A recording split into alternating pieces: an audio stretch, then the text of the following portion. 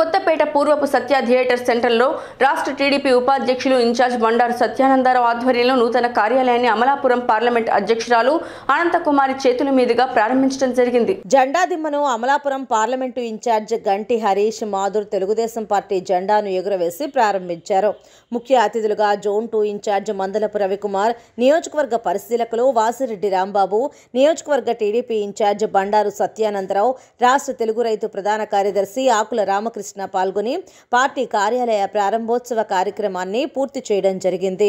ఈ సందర్భంగా నూతన కార్యాలయం వద్ద వివిధ పార్టీలను వీడి కాపు సామాజిక వర్గం నుండి తెలుగుదేశం పార్టీలో భారీగా చేరికలు జరిగాయి.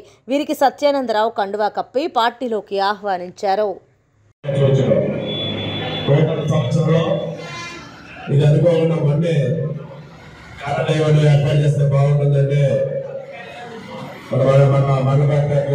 బాధ్యత తీసుకుని వెంటనే ఇక్కడ ఈ 2-3 రోజుల్లోనే దీన్ని పూర్తి చేసి ప్రారంభించుకోవడం చాలా సంతోషకరమైన విషయం. ఇక్కడ ఒక చిన్న ఇన్ఫ్రాస్ట్రక్చర్ క్రియేట్ చేయాలి.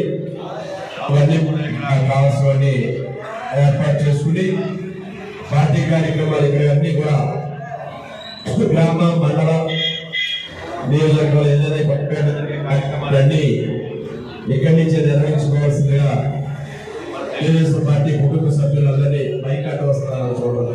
తెలుగుదేశం పార్టీ మరి చంద్రబాబు నాయుడు గారు మన యువగణం నవసంగం విజయనగరం జిల్లా పోలేపల్లి కార్యక్రమం తర్వాత 22 పార్లమెంట్ లో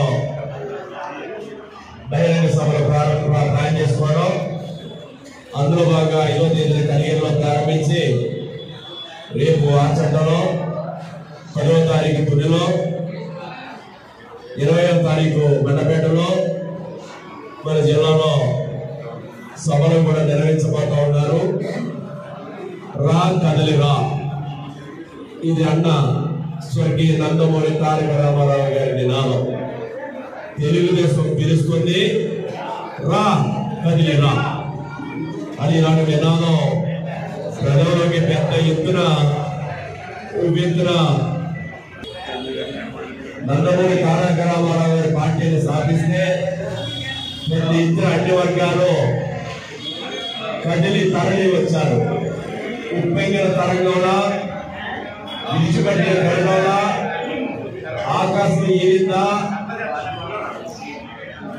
నేల పొంగిందా అన్నట్టుగా ఆనాడు ప్రజలందరూ పెద్ద ఎత్తున తరలి వచ్చారు. ఈనాడు మళ్ళా ఆ రంగవలసిన అవసరం ఉంది. చైతన్యవంతులై ఈ దుర్మార్గపు అరాచక రాక్షస ప్రభుత్వాన్ని కోకట వేలతో పిగిలించడానికి ప్రజలందరూ